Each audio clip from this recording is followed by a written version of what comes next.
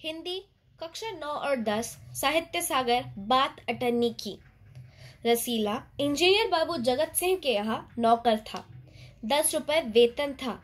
गांव में उसके बूढ़े पिता, पत्नी, एक लड़की और 2 लड़के थे। इन सब का भार उसी के कंधों पर था। वह सारी तनख्वाह घर भेज देता, पर घर वालों का गुजारा न चल पाता। उसने इंजीनियर साहब से वेतन बढ़ाने की बार बार प्रार्थना की, पर वह हर बार यही कहते, अगर तुम्हें कोई ज्यादा दे तो अवश्य चले जाओ, मैं तनख्वाह नहीं बढ़ाऊंगा।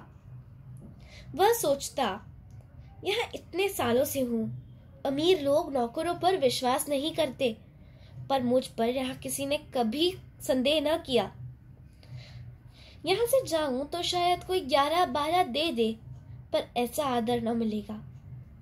जिला मजिस्ट्रेट शेख सलीमुद्दीन इंजीनियर बाबू के पड़ोस में रहते थे। उनके चौकीदार मियां रमजान और रसीला में बहुत मैत्री थी। दोनों घंटों साथ बैठते, बातें करते।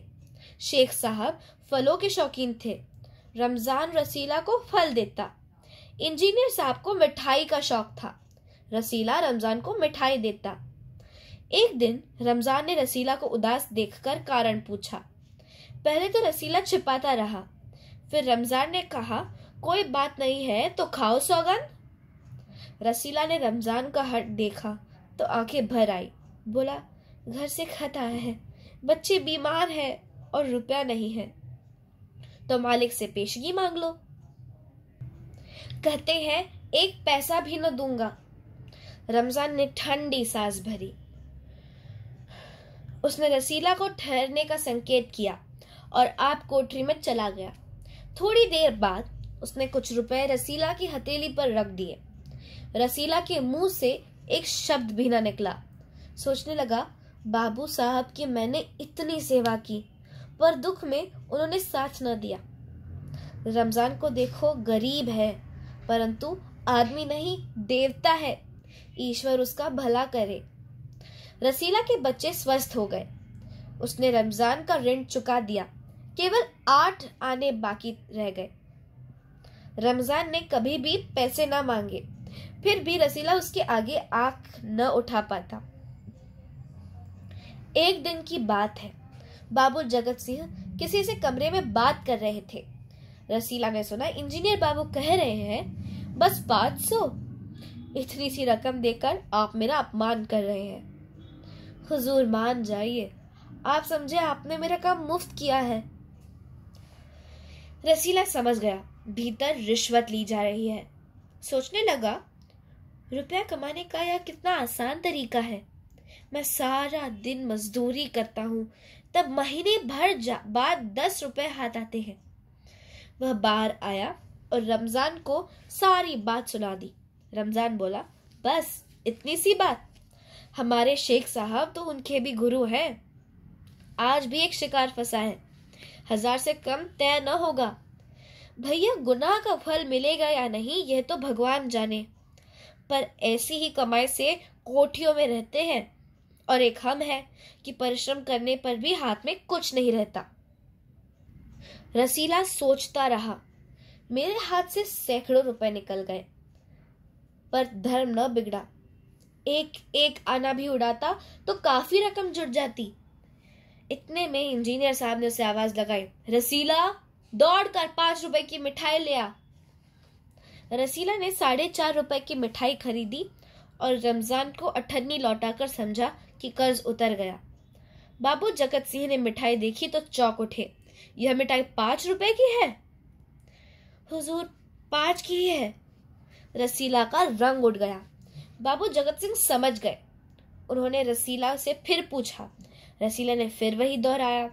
उन्होंने रसीला के मुंह पर एक तमाचा मारा और कहा, चल मेरे साथ जहां से लाया है। हुजूर, झूठ कहूं तो? रसीला ने अभी अपनी बात पूरी भी न की थी कि इंजीनियर बाबू चिल्लाए, अभी सच और झूठ का पता चल जाएगा। अब सारी बात हलवाई के सामने ही कहना। अब कोई रास्ता न बचा था। वह बोला, माई बाप, गलती हो गई, इस बार माफ कर दे। इंजीनियर साहब की आंखों से आग बरसने लगी। उन्होंने निर्दयता से रसीला को खूब पीटा, फिर घसीटते हुए पुलिस थाने ले गए। सिपाही के हाथ में 5 का नोट रखते हुए बोले, मनवा लेना, लातों की भूत बातों से नहीं मानते। दूसरे दिन मुकदमा शेख सलीमुद्दीन की कचहरी में पेश हुआ। रसीला ने तुरंत अपना अपराध स्वीकार कर लिया। उसने कोई बहाना न बनाया। चाहता तो कह सकता था कि यह साजिश है, मैं नौकरी नहीं करना चाहता, इसलिए हलवाई से मिलकर मुझे फंसा रहे हैं, पर एक और अपराध करने का साहस वह न जुटा पाया। उसकी आंखें खुल गई थीं। हाथ जोड़कर बोला, हुजूर, मेरा पहला अपराध है, इस बार माफ कर दीजिए, फिर गलती ना होगी। शेख साहब न्यायप्रिय आदमी थे। उन्होंने रसीला को 6 महीने की सजा सुना दी और रुमाल से मुंह पोंछा। यह वही रुमाल था जिसमें एक दिन पहले किसी ने 1000 रुपए बांध कर दिए थे। फैसला सुनकर रमजान की आंखों में खून उतर आया। सोचने लगा, यह दुनिया न्याय नगरी नहीं, अंधेर नगरी है। चोरी पकड़ी गई तो अपराध हो गया। असली अपराधी बड़ी बड़ी कोठियों में बैठकर दोनों हाथों से धन बटोर रहे हैं, उन्हें कोई नहीं पकड़ता।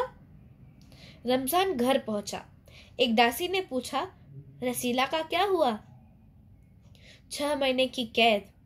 अच्छा हुआ, वह इसी लायक था। रमजान ने गुस्से से कहा, यह इंसाफ नहीं, अंधेर है। सिर्फ एक अठन्नी की तो बात थी। रात के समय जब 1500 के चोर नरम गद्दों पर मीठी नींद ले रहे थे, अठन्नी का चोर जेल की तंग अंधेरी कोठरियों में पछता रहा था। लेखक सुदर्शन। धन्यवाद।